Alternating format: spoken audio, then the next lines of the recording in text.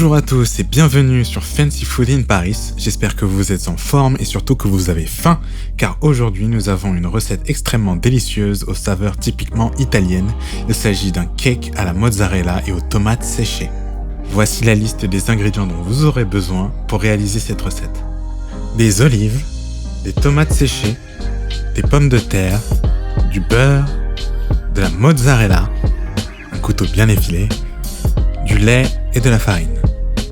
Commençons tout de suite par mesurer les ingrédients. Le premier étant les pommes de terre, il vous en faudra approximativement 275 grammes. Mettez-les de côté, prenez votre couteau et on va commencer à les éplucher. Pour cette partie, vous pouvez utiliser un couteau économe, ce sera beaucoup plus simple qu'un couteau normal. N'hésitez pas à y aller franchement. Puis, prenez un couteau normal et coupez les pommes de terre en deux. Cela permettra de faciliter la cuisson ultérieurement. C'est toujours important de nettoyer et entretenir ces outils. Ensuite, on va passer à la casserole. Pour cette étape, on va la remplir d'eau. Il vous faudra approximativement 1 ou 2 litres d'eau pour faire bouillir les pommes de terre.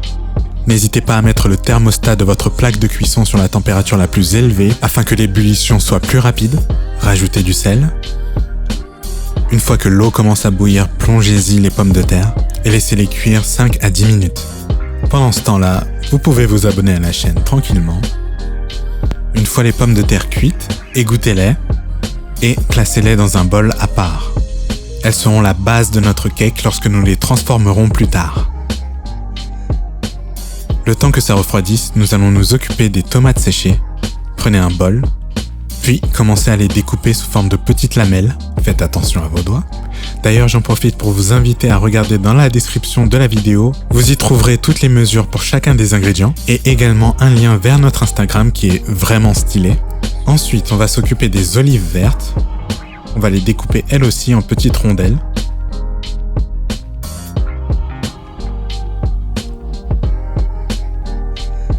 Puis on les ajoute aux tomates séchées prédécoupées.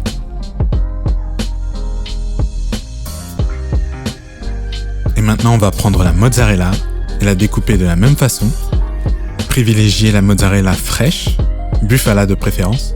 Vous n'aurez juste qu'à l'égoutter juste avant. Et si vous voulez aller plus vite, il en existe aussi prédécoupé.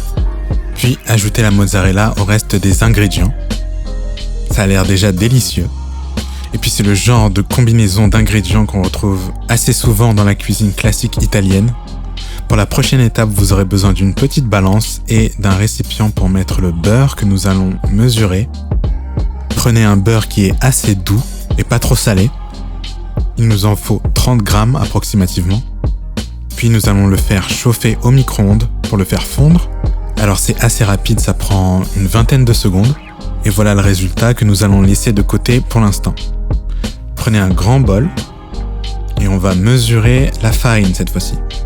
N'oubliez pas de réinitialiser la balance lorsque vous mettez le grand bol dessus pour ne pas fausser la mesure. Et il nous faudra 300 g de farine. N'oubliez pas d'incorporer la levure. Un sachet devrait suffire. Puis mélangez le tout. Rajoutez la mozzarella, les olives et les tomates séchées au mélange. Sans oublier le beurre que l'on a fait fondre au micro-ondes juste avant. Et rajoutez le lait. Il y en a pour 250 ml. Pour cette recette, on a choisi du lait demi-écrémé. Mais la recette peut également être réalisée avec du lait d'amande ou du lait de soja si c'est ce que vous préférez. Donc mélangez bien le tout pour ne pas laisser de farine au fond. Et là, on va utiliser nos pommes de terre pour les transformer en purée, ce qui sera la base de notre plat. N'hésitez pas à bien appuyer.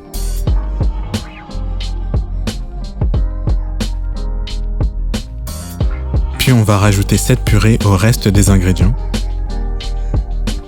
Ce mélange va nous donner une pâte assez compacte, alors si vous voyez que c'est un petit peu trop sec, n'hésitez pas à rajouter un petit peu de lait. Puis incorporer une poignée de sel pour ajouter un petit peu de goût. Et pour le mélanger, cette fois-ci, on va utiliser une cuillère en bois qui est un peu plus résistante que le fouet. Comme vous pouvez le voir, les tomates séchées, les olives et la mozzarella sont bien réparties uniformément dans la pâte. Mais avant de la mettre au four, on va prendre un moule dans lequel on va rajouter du beurre sur les parois. Cela va permettre au cake de ne pas se coller au bord durant la cuisson. Puis rajouter une feuille de papier cuisson que vous allez plier. Alors là, chacun sa technique, mais faites en sorte que ça tienne. Et rajouter la pâte au milieu. Vérifiez bien qu'elle soit bien étalée. Alors là, c'est une étape bonus, mais vous pouvez rajouter de la mozzarella râpée par-dessus la pâte. Donc ce sera purement esthétique. Voilà le résultat. Donc on va prendre tout ça et amener ça au four. Et le tout va cuire à 200 degrés pendant 50 minutes. Et à la fin du compte à rebours, voilà le résultat. Alors je peux vous dire que ça sent hyper bon. Donc vous pouvez accompagner une tranche de ce cake avec de la viande, des légumes. Faites ce que vous voulez, soyez créatifs, mais je suis sûr que vous allez adorer. Je vous souhaite un bon appétit, faites un petit peu de sport juste après pour éliminer les calories. Quant à nous, on se retrouve pour une prochaine vidéo. D'ici là, prenez soin de vous. C'était Fancy Food in Paris. Ciao, ciao.